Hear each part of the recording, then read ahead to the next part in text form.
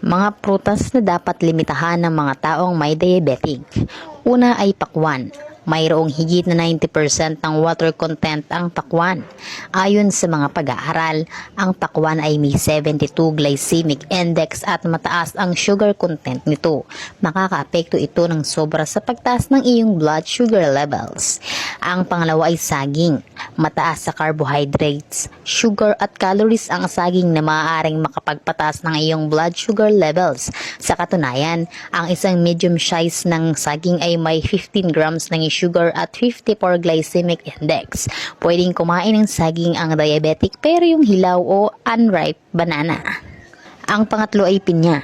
Isa sa mga masustansyang prutas ang pinya dahil sa madami itong nutrisyong nilalaman, ngunit nalalaman din ito na napakataas ng glycemic index at sugar content na nagpapabilis ng pagtaas ng blood sugar levels. Kung gustong kumain ng pinya, samahan ito ng mga pagkaing mababa sa glycemic index.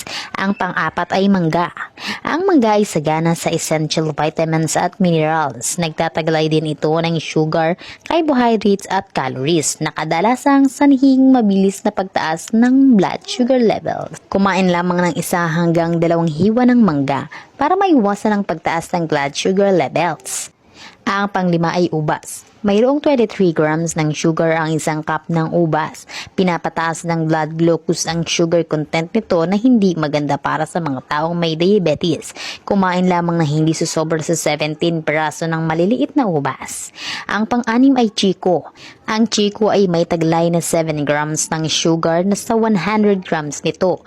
May glycemic index ito na 55. Mataas ang taglay nitong sugar at carbohydrates, kaya hindi ito makakabuti sa mga taong may diabetes. Ang pangpito ay atis. Ang atis ay maganda na source ng vitamin C, calcium, iron at fiber. Ang 100 grams nito ay may taglay na 23 grams na carbohydrates. Ang mataas na carbohydrates ay siyang nagiging dahilan din sa pagtaas ng blood sugar levels. Ang pangwalo ay papaya. Ang papaya ay may glycemic index na 59 at may taglay itong mataas na carbohydrates at calories. Kung idadagdag ito sa inyong dieta, siguraduhin na 1 tasa lang nito araw-araw.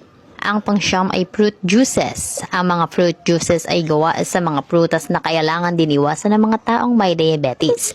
Dahil kadalasan ito ay mataas sa sugar at nagpapabilis ng pagtaas ng blood sugar levels. Ibahagi ang video na ito upang maikalat ang pagpapanatili ng maayos na kalusugan.